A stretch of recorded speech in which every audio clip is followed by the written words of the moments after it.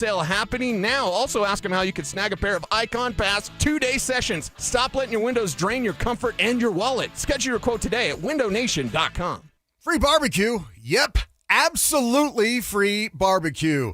Hey, everybody, Dan Jacobs, the barbecue lawyer at 303-LAW-4040. It's 2026, and we are taking our free meal program to the next level, and I want you to help spread the word with me if you can. I got a brand new smoker, and this thing's a beast. It's over 6 feet tall, so we can cook that 1,000 pounds of free barbecue each and every month. Here's what you do. It's Eastern Hills Community Church, 4 to 6 p.m. every first and third Thursday. I'm smoking up delicious pulled pork or my addictive copycat Chipotle recipe, and we're serving it up for free. You just get in line, you pop the trunk, we put free groceries in your trunk, and then we ask you how many meals you need for the night. It's that simple, no questions asked. It's at Smoky Hill and Arapahoe Road every first and third Thursday, 4 to 6 p.m.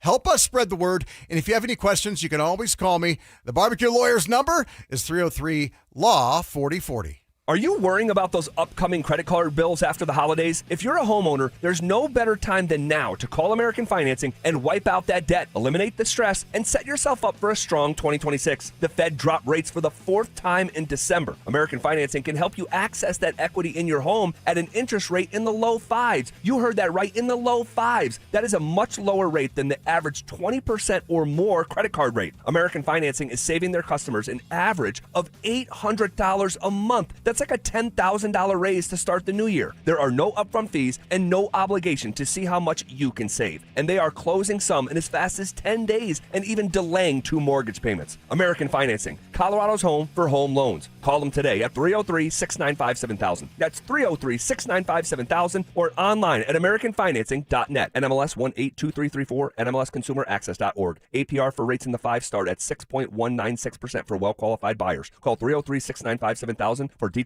about credit costs and terms. Hi, I'm Terrell Davis, 2-time world champion and Pro Football Hall of Famer. There is nothing more important than your health. That's why I made the smart move to invest in fitness equipment with Fitness Gallery. It's a game changer. This February, save 25% off all primetime functional trainers, home gyms, and racks. Work out on your schedule on the equipment you choose from the safety and comfort of your own home. Save up to 50% off on select premium equipment. Visit one of Fitness Gallery's 7 convenient locations from Colorado Springs to Fort Collins. Hey, it's Mike Evans. Restore your bald spot, reverse your receding hairline, or add volume to thinning hair with the same simple one-day treatment I receive from Dr. Tanya Pauls of Advanced Hair. Your own natural hair begins regrowing the very next day, and your new hair is guaranteed to grow. Advanced Hair has changed tens of thousands of lives, including mine. For your free consultation, $250 off and 250 free hair grafts. Call 720-459-HAIR, AdvancedHair.com. Denver counts on Fix-It 24/7 for heating and plumbing with legendary service. Proud partner of the Denver Broncos and proud to serve the community. Book now at fixmyhome.com. KKFN and KKFN HD1 Longmont, Denver.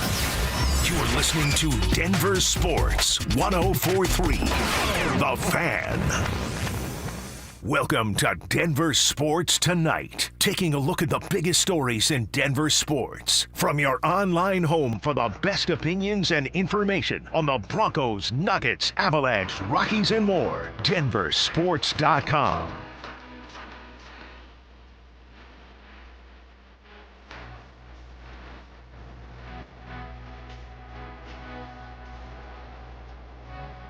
Rolling on a Friday, Mike Rice and Dante Gomez. Denver Sports Tonight, 104.3 The Fan. Dante, we made it through another one. How was the week, my friend? It was good. It kind of flew by. Yeah. I'm excited. We got a Super Bowl ahead of us 2 days from now. We will tackle that topic. Are you truly excited? That's the question. I feel like I'm taking crazy pills because I'm the only person around here that's excited for the Super Bowl. Yeah, you and are. We're going to see 2 really good teams play really good football. And I don't get what's not exciting about that. I get that the Broncos aren't there, but that doesn't mean you can't enjoy a great football game we're about to watch. No, well, I hope it's not so great a game. We'll put it that way. But we'll save that. We'll talk Super Bowl at the end. Dante and I will have our picks. We'll talk some Broncos. We'll dive into the Avalanche a little bit as they are at the Olympic break with the Olympics in Milan Cortina getting going. Opening ceremonies are are in the books. The replay will be, I guess, tonight, right? So there is that. The Broncos. I'm not going to go there. I'm just going to mention it because I feel I have to. At least I'm doing it now with a smile. It is still deeply disappointing and disturbing to me that they are watching at home and Broncos country's having to watch two other teams. But it is what it is. And there's a lot to get to as far as the Broncos and their off season. And if you have thoughts on what we're talking about, you can always join in on the RamosLaw.com text line, 303-713-1043. Sean Payton, Davis Webb saga. There was a time, in fact, it was brought up many times during the season. And I heard it on postgame a lot on the Fan Football postgame show. Sean's got to give up play calling. And we've got to spend a few minutes on this just because Dante and I haven't weighed in on it. And I know a lot of Broncos country has thoughts on this, and so we're gonna start there. Dante, if you had asked me any time during the season, will Sean Payton give up play calling? Well, I was asked many times because many callers and people after games, fans after games, suggested it. I said, there's no way he's not going to do that. That there is not a scenario where he is going to do that, at least during the season. And I believe that it played out that way. But now, the day after the loss in the AFC Championship game to New England, I still held that opinion. I said, look, there's not a way that Sean Payton is going to give up play calling. Then the Lombardi change happened, and we all knew Davis Webb would be the offensive coordinator. And I must say, Dante, I would be more than a little surprised now if Sean Payton had the same setup and called all the plays in the 2026 season. I agree with that. I think there will be changes to the operation. Obviously, you hire a new offensive coordinator, and we're still waiting to find out exactly what Davis Webb's role will be with the Broncos in the offense there. So to me, it comes with absolutely more game planning during the week, being more involved with that. But I think a part of it could include partial play calling during games, maybe full play calling. To me, we talked about it on the drive, and Phil and Zach seem to have an idea that maybe Greg Penner is going to step in and ask Sean Payton to hand over play calling. To me, it comes down to Sean Payton has to be willing to hand over play calling. I think he has all the power in the situation. He just led a team to 14-3. He's developed Bo Nix. You've seen what this franchise was before Sean Payton got here. They hired Nathaniel Hackett to be their head coach. They traded for Russell Wilson. The organization was in a pretty low place when Sean Payton got here. So to me, he has all the power in the situation. If he's willing and if he wants to hand over play calling to Davis Webb, I think that's what will happen. But I don't think that there's anybody above him that's going to make him do that. Yeah, there's a couple things in there that I think are worth exploring. And number one is Sean's desire to do this or not do it. Number one, his comments, now that we're having this conversation where we stand now today, based on everything that's transpired, his comments before the Buffalo game about the mindset going into play calling, perhaps, is he still, as he was saying about himself, is he still as quick as he once was? Is he not reckless, but is he as daring at times? Is he willing to take some risks and not worry so much about consequences? He referenced a reverse at the 8-yard line as an example. I think he had to know that if he wanted to entice Davis Webb to stay, it had to be with some sort of expanded role. That's not saying anything new. I think anybody would have known that. And so the question becomes, what was he thinking that role could include, and what were those conversations like when Davis Webb withdrew from the Raiders? And he probably wasn't going to get that job anyway. But there had to be something that Sean was willing to give to Davis Webb as part of the package that said, hey, stay here because A, B, C, whatever the points are. So would you be surprised if Davis Webb had the exact job responsibility as what Lombardi had when he was I don't the know. offensive coordinator, or do you expect it to be more than what Lombardi was doing last year? Well, Lombardi didn't call plays at all.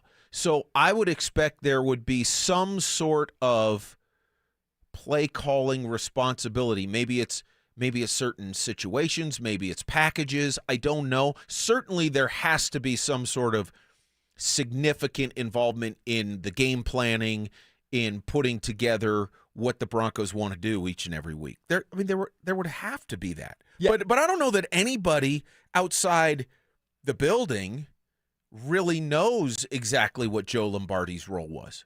I don't. No, I don't either, and it wasn't really specified. It's not like when you're applying for a normal person job when you go to look at it and it's like, all right, this is what the job requirements are, and it gives you 8 to 10 bullet points, whatever it is. So I don't quite think they had that in the Broncos facility for the offensive coordinator there. So I'm excited to see what it is. Obviously, Davis Webb was a hot commodity this offseason, so people wanted him, and he chose to stay in Denver. So it's either he really likes working with the people he was working with, and that could be Sean Payton, that could be the Penners, that could be Bo Nix, that could be a lot of reasons why he wanted to stay. So I think it's a good situation for Webb, regardless of what the exact role ends up being. Even if it doesn't involve play calling, I still think it's a promotion for Webb, and it could lead to a head coaching gig the following year.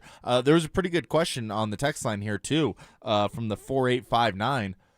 What happens to the play calling if Davis Webb goes out and gets a head coaching job next year? Are we back to square one? And if Sean gives it up. In this case, if Sean gives it up. So if Sean gives it up, is it back to Sean next year? Is it trying to find the next person that's going to do the play calling?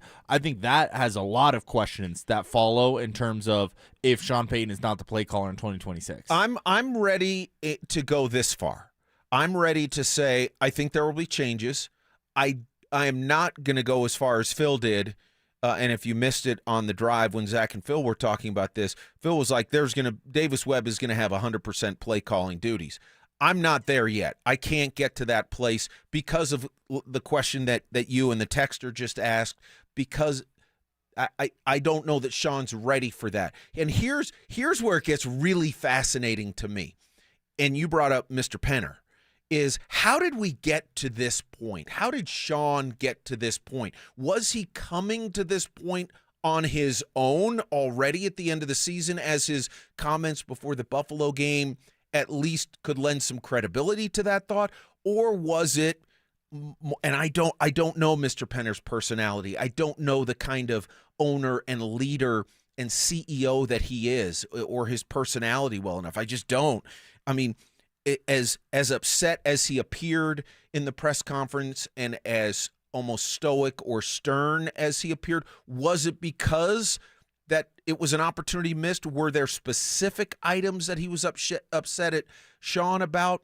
And how did he go about potentially communicating those? Those are all questions I don't know, but it's fascinating to think about. I think it's incredibly fascinating. And like I mentioned, Zach and Phil seem to think that the Penner ownership group was frustrated and angry with Sean Payton. And to me, I don't think they have a right to be angry or frustrated with him at all. I think the Broncos almost need Sean Payton more than Sean Payton needs the Broncos. If they decided to move on from Sean Payton, because Sean Payton is pretty headstrong about not giving up play calling, and that's what they want him to do, I think Sean Payton would find another job instantly, a high-profile job instantly. I think people would be lining up to hire Sean Payton, and I'm not so sure the next head coach of the Broncos would be able to do what Sean Payton just did here in Denver. So I think, again, like I said, I think Sean Payton holds all the cards here. Whatever he truly wants to do is what's going to end up happening within that organization, within the play calling responsibilities. So I am with you. It's very interesting to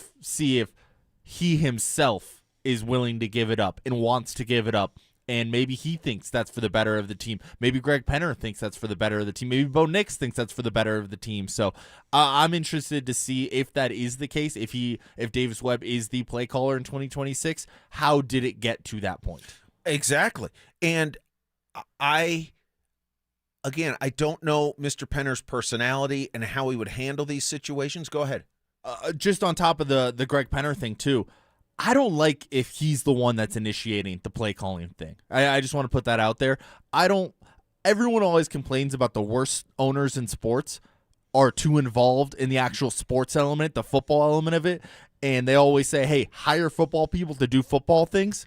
That's what you did. You hired Sean Payton to do the football things, and look how great it's worked out for you. Why are you now going to step in and think that you know more about football than Sean Payton does? So if that is the case, I would be pretty discouraged with the Broncos ownership. Right. It's interesting because publicly, Mr. Penner does not come across as he comes across very measured, very thoughtful, very intelligent, articulate, and deliberate, and all of those things. I find it personally hard to believe that behind the scenes he's a guy ranting and raving and all the rest. That would not compute based on how he carries himself as the Broncos owner in a public setting. And he's not overly public to begin with, but the times he is, even during that press conference, and I don't know, but if he were truly angry at some level, it didn't come out in terms of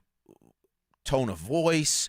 It came out in sort of the stoic anger, if you will, like the death glare or that kind of thing. So I would find it the farthest I could get right now, and let me just throw this out there as a possibility. Again, we're just trying to speculate on how we got to where we are and how this conversation got to where it is, because clearly it's a conversation.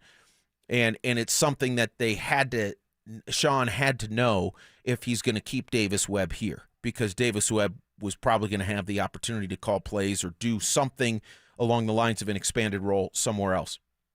Andy wants to be a head coach, and he has to incorporate more in terms of input into the offense. But I could see a scenario where Mr. Penner and Sean sat down sometime shortly after the AFC Championship game, and it was like, Sean, what about this? I mean, let's look at every aspect of the operation. Let's look at Mr. Penner knows what Sean said publicly. He knows what happened in the Seth Wickersham piece. He knows what Sean had said previously in the press conferences about play calling and being on his game and not losing a step and those kind of things. I can't right now, Dante, envision a scenario where Greg Penner delivered a message, something along the lines of, Sean, you can't call plays anymore. I don't want that to happen. And I agree with that too. I wouldn't think they would step. To me, that's crossing a line. It really is. Which is his right. I mean, he is the owner. He is the owner, but again, the worst owners in sports are typically the ones that are meddling constantly in the organization and within the football aspects of the organization. So to me, that would be crossing a line if he forced Sean Payton to give it up. And like I said, I would not be a fan of that move. I think the Penner group has done a wonderful job since buying the Broncos. I think the new practice facility is going to be beautiful. I think the new stadium is going to be beautiful. And they've brought a respectability back to the Broncos. But to me, that's just a line too far. I could see, because I do have a lot of respect for Mr. Penner and the way he goes about his business and the business of running the Broncos. And again, in the press conference, that he was very clear to stay completely away from answering football decision questions and questions about the operation publicly and what happened in the game against the Patriots. But I really think he's a great leader. I do, and I think he's really smart in working with people. And I think people in that position who have those skills handle it like they get someone like Sean Payton. They have the ability to get Sean to look at how he's doing things. Is this the best way? Could we have had a different result if you were more of a CEO, if we were to groom someone like Davis Webb moving forward? That to me is very plausible, that Mr. Penner could have had some input in a scenario like that. That's much more believable to me than his saying, look, this is what you're going to do, Coach Payton, and because I'm the owner and I say so. And I'm being a little extreme in how I position that, obviously. Well, you are, but you're not. I bet you there's owners around the league that do what you are exactly talking about there of like, hey, you're going to draft this person because I want you to draft this person, or you're going to start this player because I want you to start this player. So I think that does happen around sports all the time. Yeah, and I was just going to reference this text on the RamosLaw.com text line. I think it's pertinent. It hits at the heart of the issue that we're talking about right now from the 0682. The Penner Group has made it pretty clear, in my opinion, that they don't get involved in those kinds of decisions. I agree. But I also think good owners and good leaders look at what is going on, look at what has happened, why it happened, and also say, how can we do things better, which ... often means what kind of changes or tweaks or alterations can we make that would thus lead to a different or better outcome. And I think Greg Penner is that kind of leader. I don't think he's going to say, Sean Payton, do this from a football standpoint, but I do think from a people standpoint, to me, it's completely believable for him to say, look, Sean, what if we looked at all aspects of the operation and just sort of brainstorm for a minute? Could your role change? Is that something you'd be open to? That kind of approach. No, absolutely. Am I off base on that? No, I think what you're describing is nail on the head. It really is. I think that he's not going to go in there and put his foot down, but I think he's going to get Sean Payton to think about it. It's almost like Inception. I don't know if you're familiar with the movie, but the only real way to make the idea stick is to make that person think they came up with it themselves. And in this case, it would be Greg Penner's talking to Sean Payton and almost incepting Sean Payton into believing where the Sean Payton believes it in his heart that the team is best if I'm not calling plays. So I think you're nailing it there in terms of how Greg Penner would go about it if that was the goal that he wanted to achieve there. Mike on the RamosLaw.com text line from the 2153. If Greg is getting involved with football decisions, I will lose all respect for him. I don't want Jerry Jones.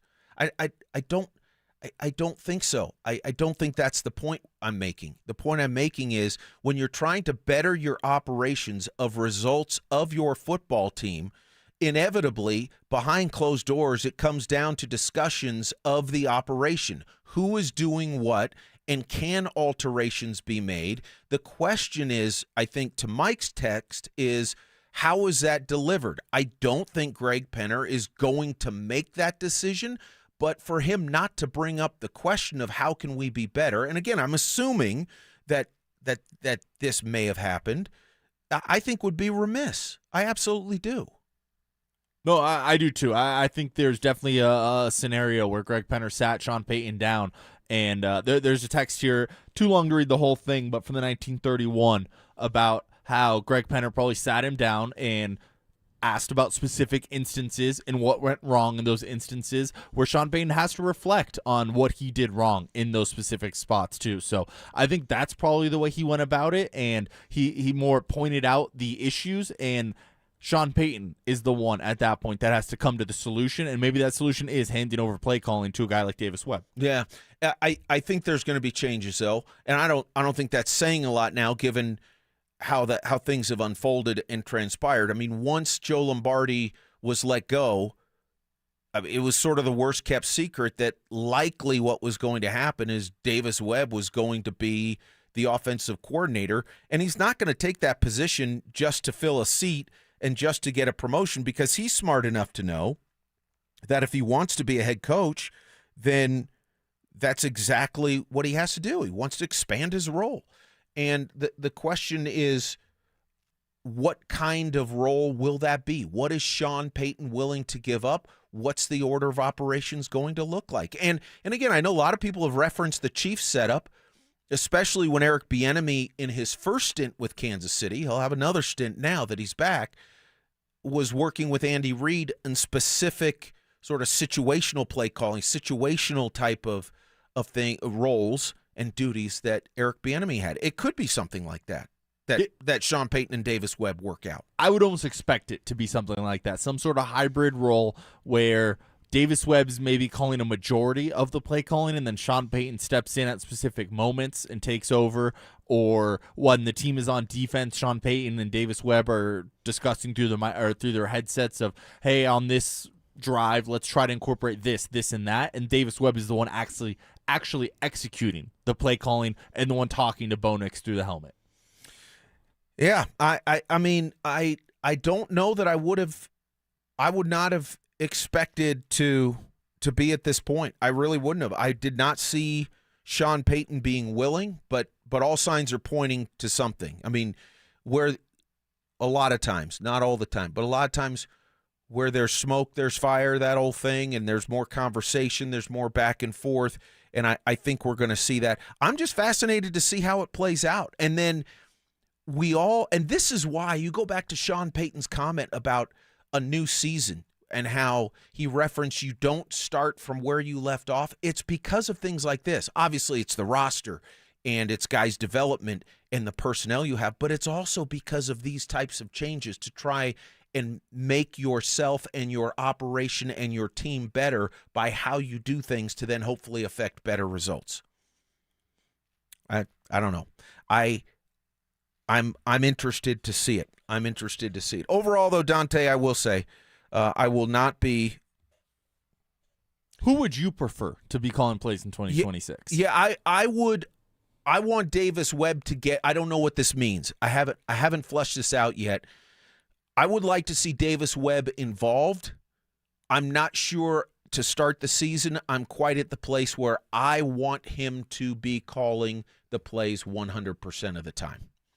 I think that's a fair standpoint to have on this because obviously something that Sean Payton was doing last season was working. It wasn't like this team was missing the playoffs and under 500 record. They were the number 1 seed in the AFC. This offense looked really good during specific moments of games, and particularly in the second half of the year, the offense looked pretty good with Bo Nix at the helm there. So I think that minor tweaks are probably more in line than a major tweak here. Well, and also on the RamosLaw.com text line from the 5882, let's not start with assumptions and media rumors. We have no idea what has been said. That's correct. We mentioned that sort of precursor and that preface, but I mean, we're part of Broncos country. We're trying to talk about how the Broncos get to the point when I don't know. I know there was a lot of people calling for Sean to potentially give up play calling during the season. Realistically, I didn't think it was going to happen, and it didn't happen during the season. We're not in the season now. And I believe with every fiber of my being, the Broncos are the team that should be playing this weekend and not the Patriots. And, hey, that's not sour grapes. It's just I think they were the better team that didn't have the better result.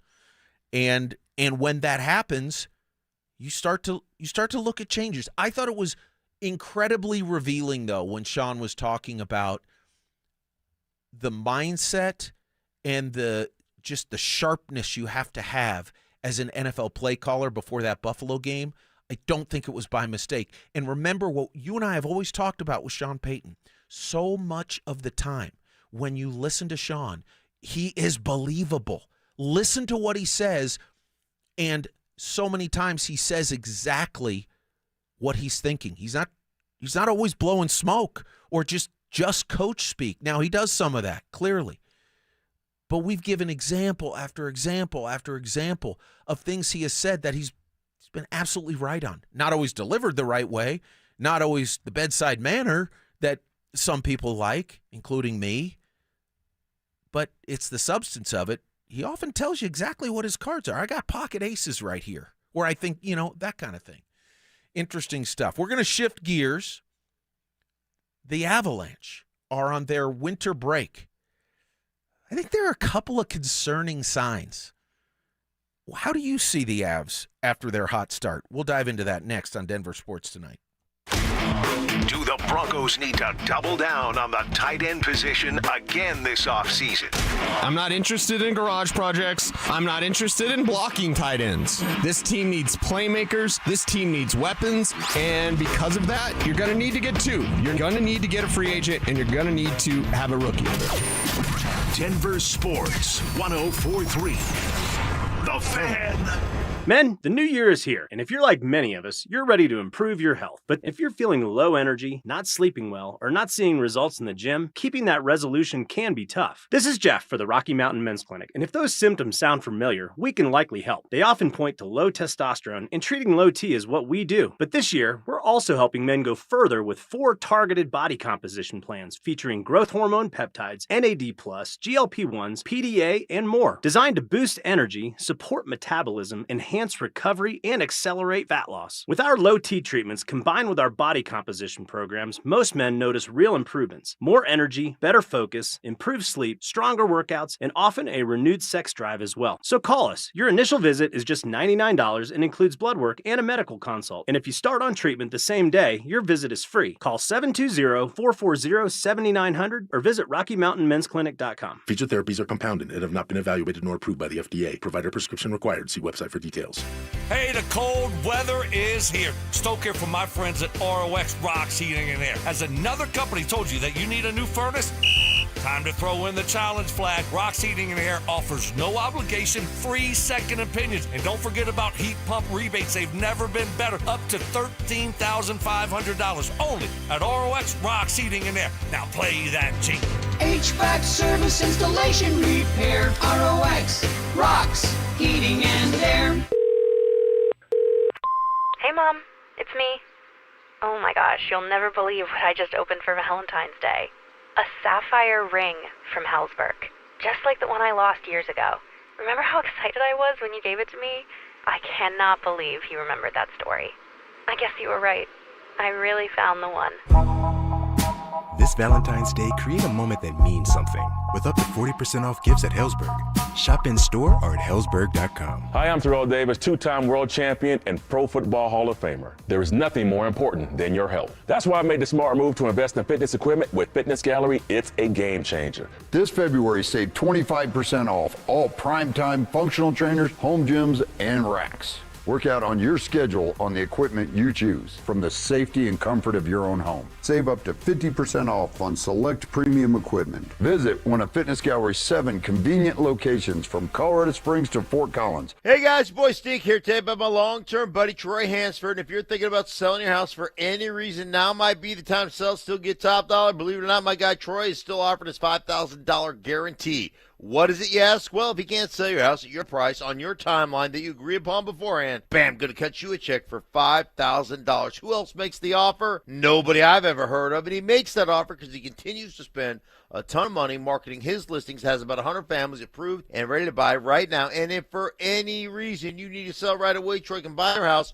all cash, and he can close in as little as 7 days. You have a house to sell, Troy probably has that perfect buyer for you right now, waiting for you to pick up the phone and to call him. Call Troy, get your home sold for the most money. That's 720-900-4433, 720-900-4433. Troy Hansford of RE/MAX Professionals, a Colorado licensed broker. Some restrictions do apply. Want to sell your house? Then call my buddy Troy, 720-900-4433. A careless driver caused your crash. Medical bills are piling up, and you might not be able to work.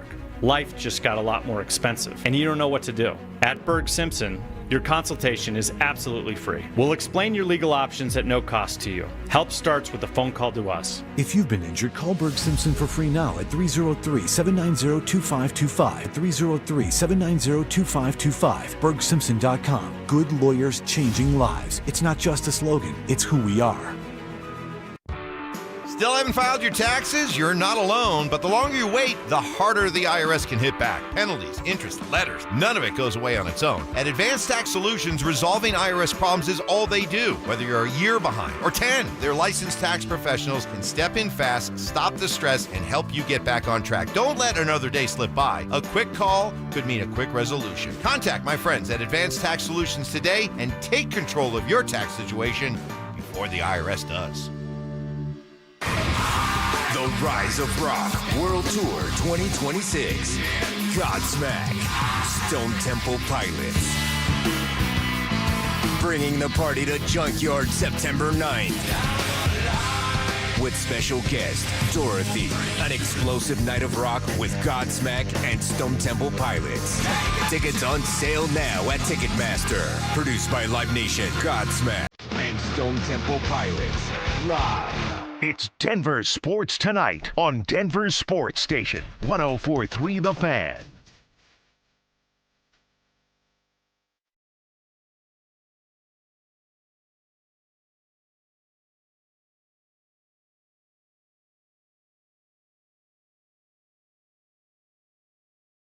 Mike and Dante rolling on a Friday night. Thanks for being with us on Denver Sports Tonight. RamosLaw.com text line there for you guys.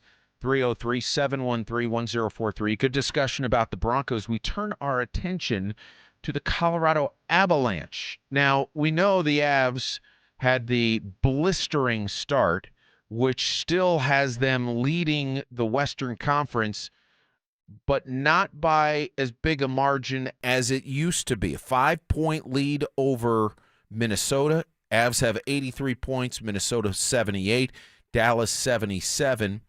And in the East, Tampa Bay and Carolina each have 78 points, just to kind of look on the other side. Since January the 3rd or the 4th, the Avs are 6-7-2 in their, and before that, they were 31-2-7. And in their last 10 games, little under 500, 4-5-1.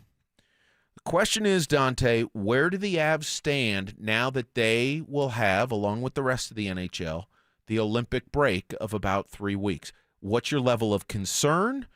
And are they the juggernaut that they showed to be through the first 2+ months of the season? I think they're still the juggernaut that they've showed that they can be, specifically for the whole, pretty much the entire season up until a month ago. A couple things that happened since that date that you're talking about. Gabe Landeskog hasn't played for the Avalanche since January 4th. He has that reported rib injury there, so I think that has to do with it. I also think they just ran out of gas a little bit. Jared Bednar pointed to it, but this is a team that likes to play fast, like to, high flying, quick offense, all of that. So I think when they're fresh, they're obviously better. And you mentioned that it's the Olympic break here. It's not the Olympic break for all of them. We got a handful of those guys that are still going to be playing hockey over the next 2 weeks here. And important hockey. I mean, this isn't going to be sort of just exhibition hockey. This is really what matters to a lot of these guys. But I want to, and we'll get to the Landy conversation here in a moment, but I want to play the cut that you referenced from Jared Bednar about one of the reasons why the Avs might not be getting the results that they got earlier in the season. The way we play, you have to have energy. You have to have energy to make it look like, and it gets harder and harder to mentally fight through it the more tired you get. Early in the year, it was like, it just felt like we were going to win every night we came to the rink. Guys had a bunch of energy. We were winning games by some margin, so we were using our whole bench all the time. We've been trying to do that as much as possible, but even tonight again, if we ever make it 3-0, we can use our whole bench and guys don't play as much. It goes to 2-1 and then 2-2, and then you're shortening your bench again. And we've been shortening our bench a lot here recently, and it's taking its toll on Brock Nelson. Hasn't played his best over the last handful of games. Nathan hasn't played his best. It's not that they're not trying. It's just like when you don't have energy, it's hard to win every puck battle and win every race, and that's where the game starts. Races and battles. Those were comments after the game on Wednesday against San Jose, in which the Avs jumped up 2-0, and then, as Coach said, the Sharks tied it before the Avs won 4-2. When I first heard that, like, the question that was in the marquee lights of my mind was, well, why are you short shifting guys on February 4th? I mean, Jared Bednar, and I love Bedsy. I truly do. You don't have to be. It's almost as if I got this impression that he's treating these games almost like they're playoff games, Dante. Even if it is 2-2. Why do you have to shorten your bench in early February?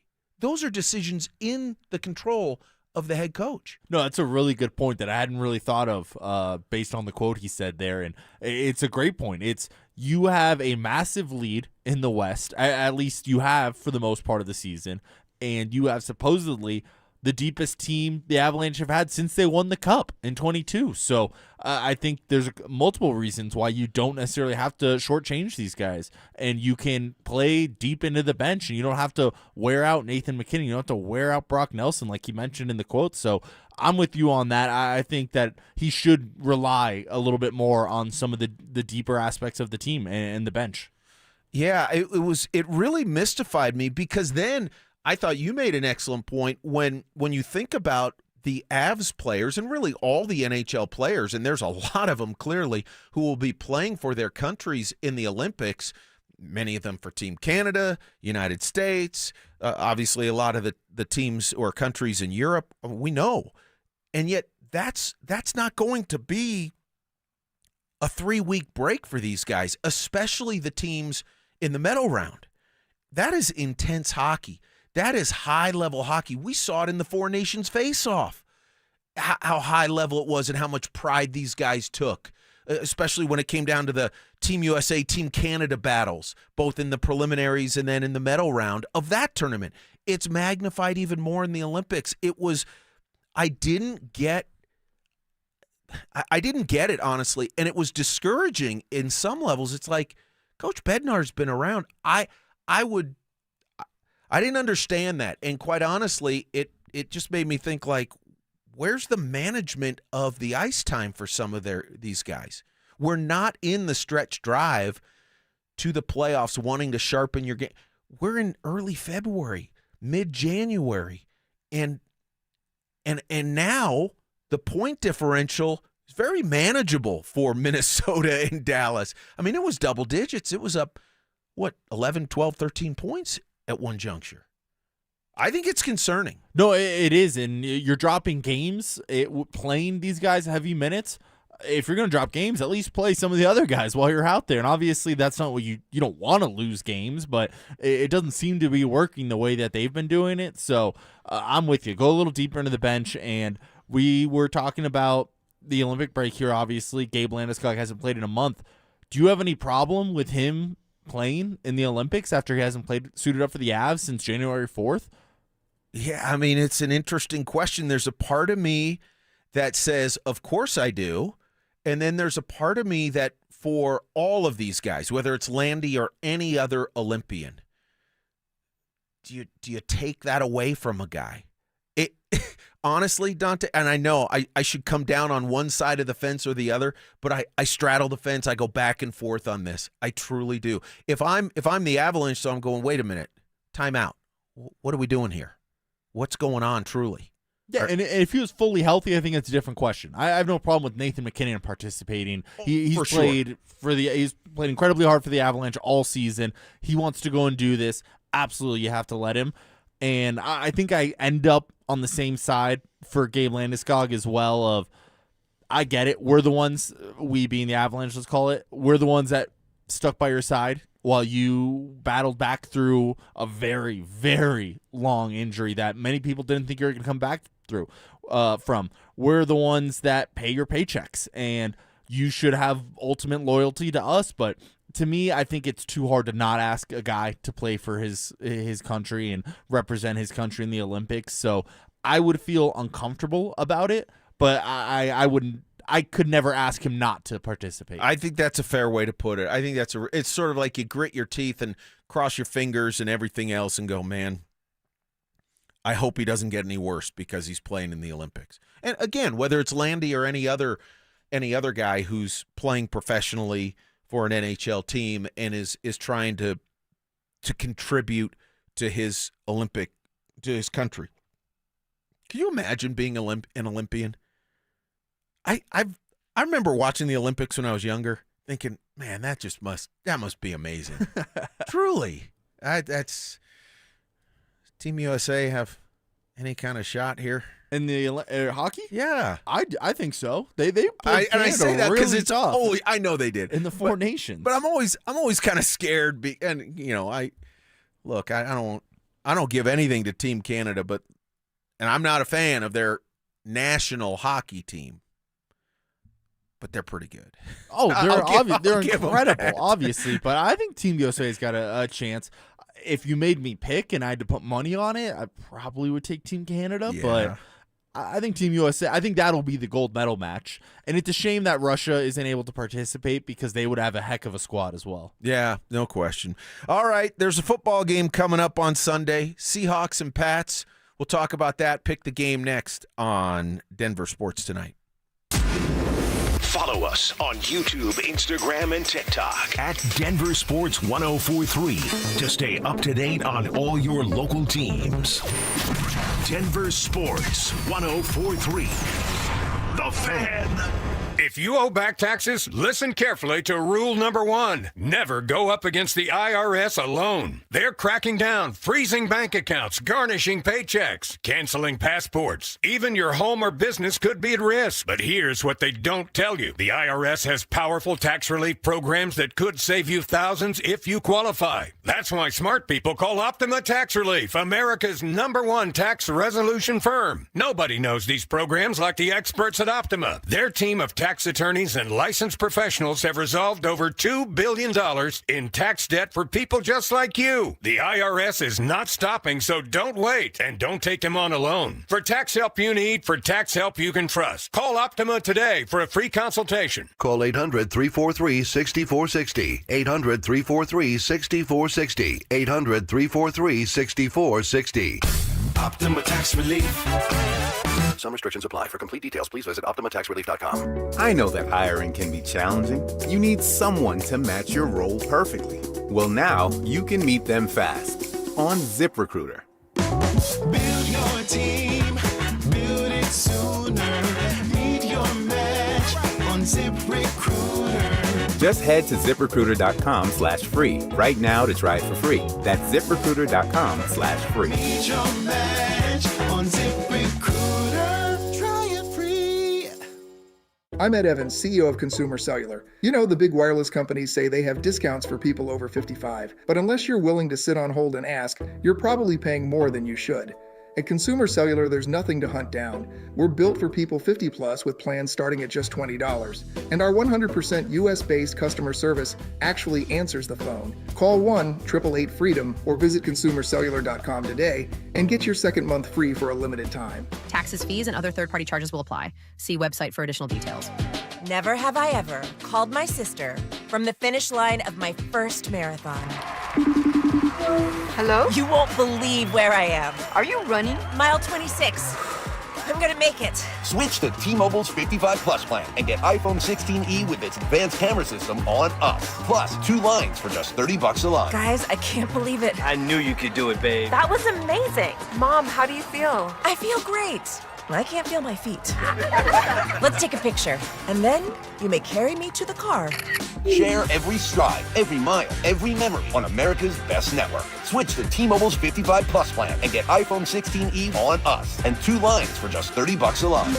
With 24 monthly bill credits and 2 eligible port-ins on Essentials 55 Plus for well-qualified customers with autopay plus taxes, fees, and $35 device connection charge. Credits end and balance due if you pay off early or cancel. Contact us. Finance agreement 128 gigabytes, $599.99 required. Best mobile network in the U.S. based on analysis by Ookla of Speed Test Intelligence Data 1H 2025. Visit T-Mobile.com. Between groceries, travel, and higher prices, it's easy to feel overwhelmed, especially if you're already relying on credit cards to cover the basics. If that debt is piling up, you're not alone. If you're a homeowner, you might have considered reaching out to American Financing, but hesitated because you don't want to give up your low mortgage rate. That's why American Financing created the Smart Equity Loan, a simple, smart way to get your finances back on track without giving up your low mortgage rate. Unlike a HELOC, which can fluctuate with the market, the Smart Equity Loan offers a fixed rate, so you'll have one predictable monthly payment. It lets you use your home's equity to pay off high-interest debt, free up your cash flow, and still keep your existing mortgage intact.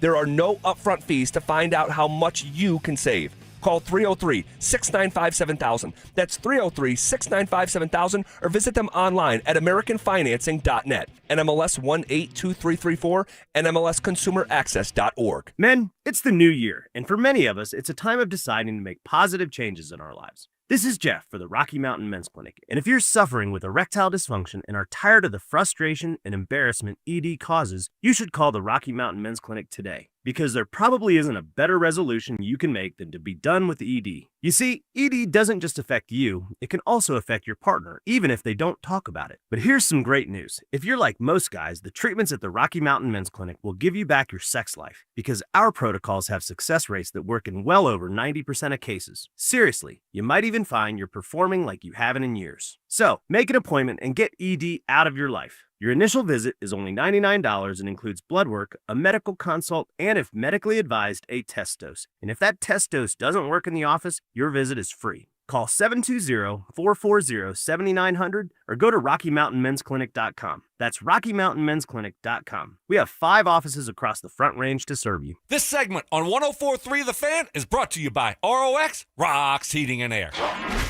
Stay up to date on the Broncos and the latest news from around the league with our NFL insider James Palmer, exclusively on Denver Sports 104.3 The Fan. Mondays on The Rundown with Richie Carney, Tuesday afternoons on The Drive, and Friday mornings on Stokely and Evans with Mark Schlereth, all season long. Denver Sports 104.3 The Fan, DenverSports.com, and the Denver Sports app. Denver Sports Station 104.3 The Fan presents Denver Sports Tonight.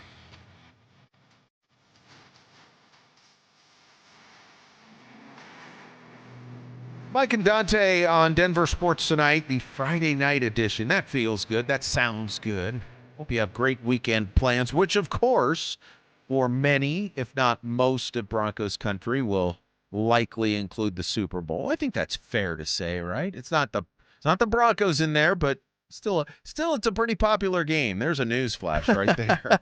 Yeah, I thought that's what you were saying. Like, I think a lot of people are going to watch this. I would agree with that one. How many do you think they're going to get? What's the over-under? I'm so bad at these numbers. I We know, play I all am the time too. on the drive because Drew loves doing this game. I don't even know where to start. 50? Is that a lot? Oh, I think Is it way? It's like in the hundreds?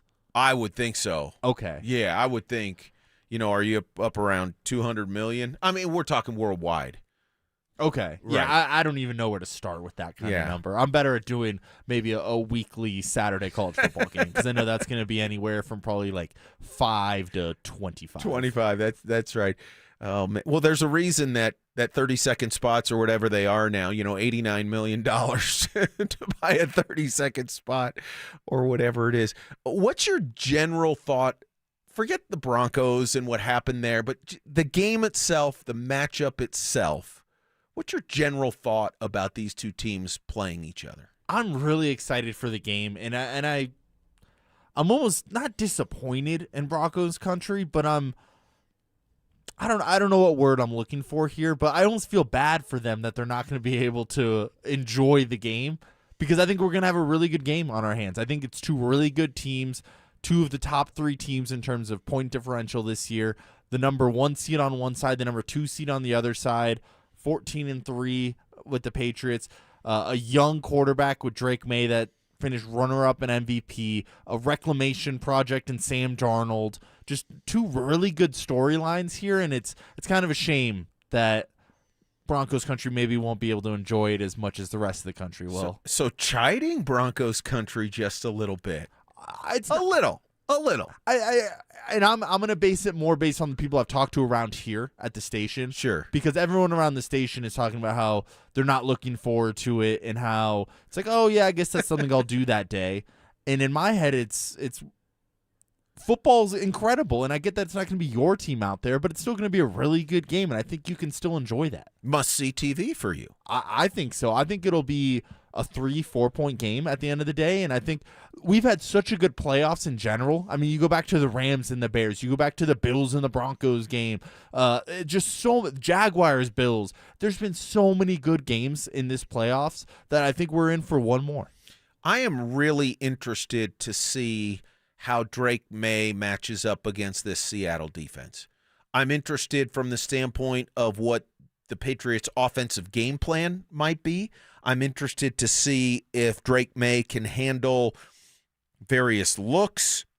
I don't think necessarily he's the kind of player that the moment will be too big, but when you're young and you haven't experienced it, it's like, okay, there has to be a settling in process. How is that going to go for him? Because this is a really good Seattle defense. I really like the Seahawks on that side of the ball.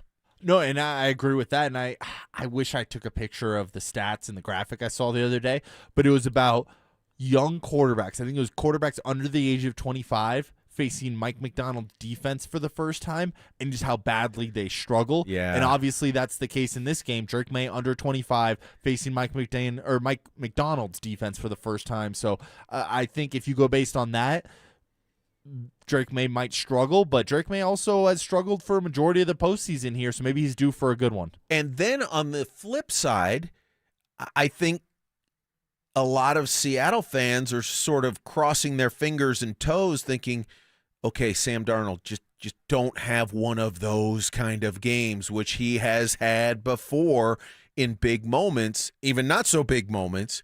And I'll say this. Mike Vrabel is going to have a plan for that Patriots defense. That's not exactly a pushover kind of defense, as we all know. And I want to see how both quarterbacks sort of handle the moment, handle the quality of the defense that they're going to be playing, and sort of what the approach is going to be both early on and then as the game settles in. Absolutely, and the Patriots defense is really rounded into form in the postseason, the second half of the season here. So I'm excited to see how Sam Darnold deals with that. Is there a quarterback between the two that you would say you trust more? Because Sam Darnold, to me, I love Sam Darnold. I've been on the bandwagon for a very long time, since the USC days. I was a believer of him, even though he got drafted to the Jets. I thought he was going to turn the Jets around. That's how delusional I was about Sam Darnold. Well, he was seeing ghosts. Yeah, not his fault. But to me, he's only really proved himself in a pressure game just the once, just the NFC Championship. Because even the divisional round, I'm not going to give it to him. That was a blowout from the start against the 49ers. Last year, you go back to the playoffs, and him leading the Vikings against the Rams in that wild card playoff game, he was terrible, and I think he got sacked 7 times. He was bad in the Lions and Vikings game leading up to that to see who got the 1 seed and who got the 5 seed. So to me, he's only really done it in one game where it's high pressure and he's performed. I'm excited to see if he can do it again. I'm excited too, but your question I will answer with a question. What has Drake May done in the playoffs that's inspired you to trust him? Oh, no, there's not a lot to draw from there. Less than Darnold, in my opinion. I think that's fair. You're going up against probably one high-pressure good game versus 0 high-pressure good games. I think you could argue is it the Texans game? I think he played pretty well in that. Drake May. The turnovers were. Now, the weather was bad. And the weather was bad, but I think he threw for 3 touchdowns in that game, so it wasn't all bad at least. Fair. I'll give you partial credit on that. Well, that's why I think it's a good question. I'm going to pat myself on the back on the question there. Wow, nice. Because I think it's hard to know who to trust more between the two, so it's kind of more of a gut feeling. Yeah, I'm going to trust Darnold. I think he's turned the corner. I think he'll have a good game. I think he'll avoid the completely boneheaded mistakes. And I will pick. I'm just going to go ahead and make my pick. I'm going to call the shot. I'm going to say Seattle 27, New England 17. Oh, okay. I'm not too far off. I have Seattle 23, New England 20. I will take any kind of win. I will close with this. Part of the reason my angst is doubled. My brother lives in the Boston area, and he didn't even know who the Patriots were before he moved there a number of years ago. And now all he does is feed me the Patriots propaganda, and I can't handle it. As a good brother should. Oh, stop. Well, stop. You don't. Oh, ragging on your brother's the best. I love my brother, but come on, man. It's like you don't even know the name of their quarterback. He does, actually. Dante, always fun. Have a great weekend. Enjoy the Super Bowl. You as well. For Dante Gomez, Mike Rice, thanks for being with us. We'll talk to you Monday on Denver Sports Tonight.